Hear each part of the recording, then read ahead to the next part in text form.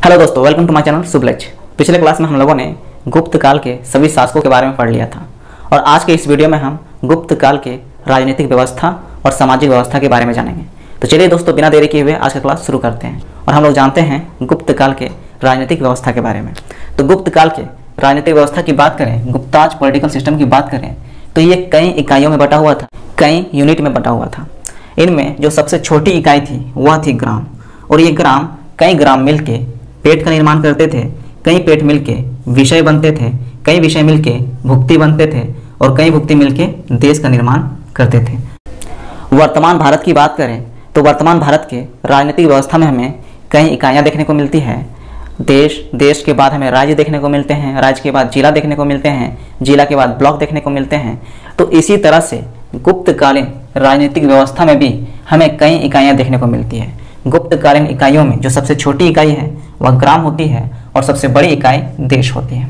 ग्राम की बात करें तो ग्राम के जो प्रमुख होते हैं, मुखिया, वह ग्रामपति होता है। इसे ग्रामीण भी कहा जाता है।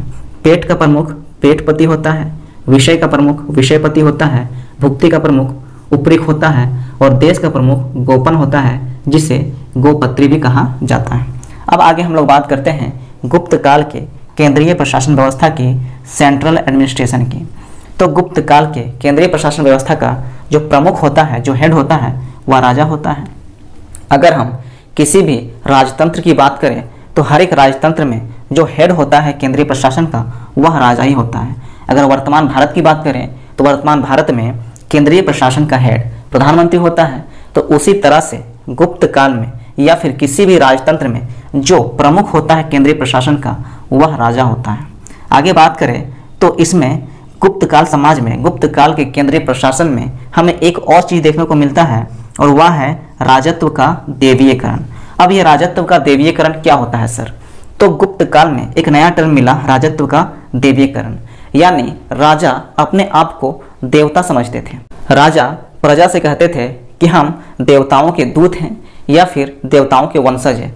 ऐसा राजा अपने आप को इसलिए कहलवाते थे ताकि उनकी प्रजा राजा की हर एक बात को माने, हर एक बात को स्वीकार करे। इसलिए राजा अपने आप को देवता कहलाते थे या फिर देवताओं से जुड़े हुए हैं ऐसा कहलाते थे। तो वही होता था राजत्व का देवीयकरण। और ये हमें फर्स्ट टाइम गुप्तकालीन समाज में ही देखने को मिल रहा था, गुप्त काल के केंद्रीय प्रशासन व्यवस्था में हमें देखने को मिल रहा था। अब आगे बात करें तो गुप्त काल में राजा की सहायता के लिए मंत्री का जरूरत पड़ता था, क्योंकि केंद्रीय प्रशासन बहुत बड़ा था और राजा अकेले तो संभाल नहीं सकता था। तो राजा की मदद के लिए गुप्त काल में कई हमें मंत्री देखने को मिलते हैं। अगर वर्तमान भारत की बात करें तो वर्तमान भारत में भी प्रधानमंत्री के लिए कई मंत्री होते हैं उनकी सहायता के लिए। उसी तरह से गुप्त काल के केंद्रीय प्रशासन व्यवस्था में हमें कई मंत्री देखने को मिलते हैं राजा की सहायता के लिए। और इनमें है पहला कुमारामात्य। कुमारामात्य सर्वोच्च प्रशासनिक अधिकारी होता था। महादंड नायक युद्ध एवं न्याय का सर्वोच्च अधिकारी होता था। अगला है दंडपाशिक सर्वोच्च पुलिस अधिकारी होता था। और अगला है महासंधि विग्रहिक शांति एवं वैदेशिक नीति का सर्वोच्च अधिकारी होता था। यानी विदेश से जितने मामले होते थे, विदेशी मामले, उन सभी को महासंधि विग्रहिक नामक मंत्री देखा करता था। आगे बात करते हैं, अगला है महाबलाधिकृत सेना का सर्वोच्च अधिकारी होता था, यानी कमांडर इन चीफ होता था। और अगला है अग्रहारिक की बात करें तो यह दान विभाग का सर्वोच्च अधिकारी होता था।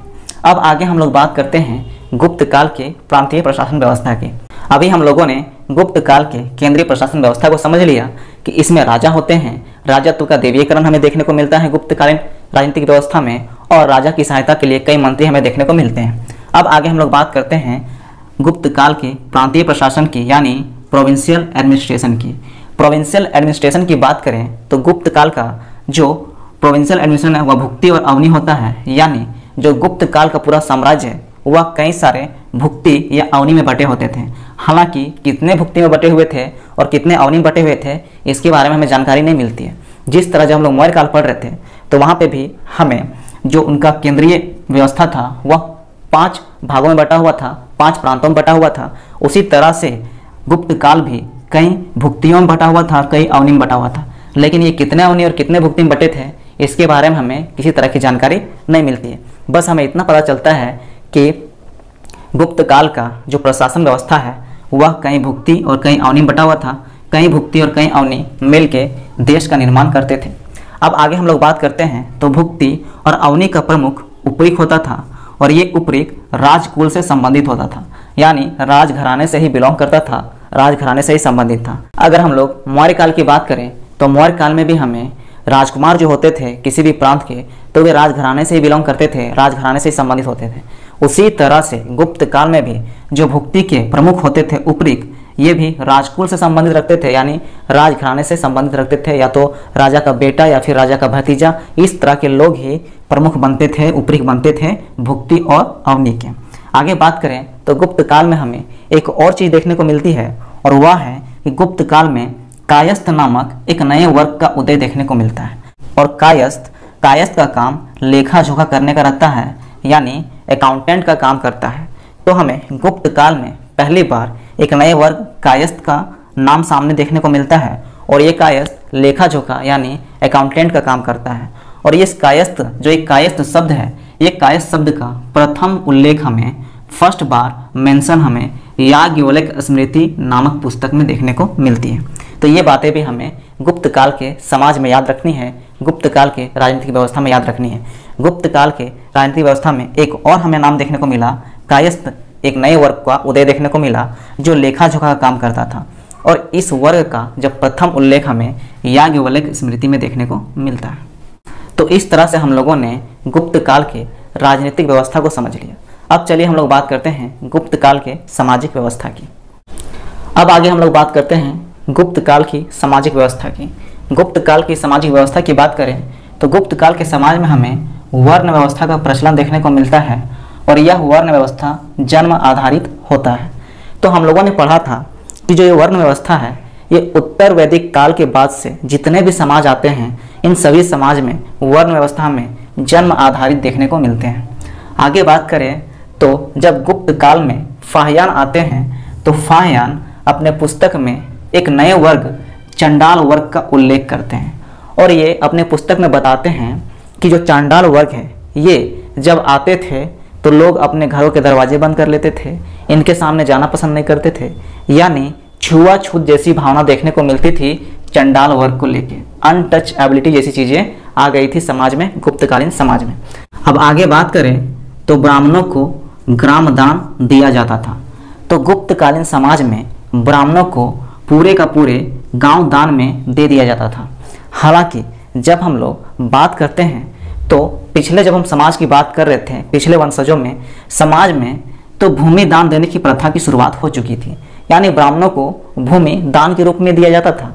लेकिन गुप्त काल सामाजिक व्यवस्था में हमें ब्राह्मणों को ग्राम दान देने की व्यवस्था देखने को मिलती है, यानी ब्राह्मणों को भूमि नहीं बल्कि पूरे का पूरे गांव दान में दे दिया जाता था। आगे बात करें तो गुप्तकालीन समाज में हमें शूद्रों की स्थिति में सुधार देखने को मिलती है और नारद स्मृति से 15 प्रकार के दासों की सूची मिलती है, यानी नारद स्मृति से हमें पता चलता है कि गुप्त काल में दास प्रथा की भी शुरुआत हो चुकी थी। आगे बात करते हैं तो गुप्त काल में हमें स्त्रियों की स्थिति अच्छी देखने को नहीं मिलती है, स्त्रियों की दयनीय स्थिति देखने को मिलती है। स्त्री को पुरुष की निजी संपत्ति माना जाता था। तो गुप्तकालीन समाज में स्त्रियों की स्थिति अच्छी बिल्कुल भी नहीं थी, उनकी दयनीय स्थिति देखने को मिलती है और स्त्रियों को गुप्तकालीन समाज में पुरुषों की निजी संपत्ति माना जाता था। हालांकि स्त्रियों को पुराण सुनने का अधिकार था, लेकिन गुप्तकालीन समाज में प्रदा प्रथा, सती प्रथा, नियोग प्रथा और बाल विवाह जैसी कुप्रथाएं भी प्रचलित हो गई थी, यानी ये सभी बुराइयां भी गुप्तकालीन समाज में हमें देखने को मिलती है, जिससे महिलाओं की स्थिति दयनीय हो गई थी। और गुप्तकालीन समाज में हमें देवदासी प्रथा भी देखने को मिलता है। तो गुप्तकालीन समाज में एक तो दास प्रथा आ जाता है और साथ में देवदासी प्रथा भी आ जाता है। तो ये हमारा गुप्तकालीन समाज कंप्लीट हो गया। इसमें हम लोगों ने जाना कि गुप्तकालीन समाज में वर्ण व्यवस्था ही चल रहा था जो जन्म आधारित था।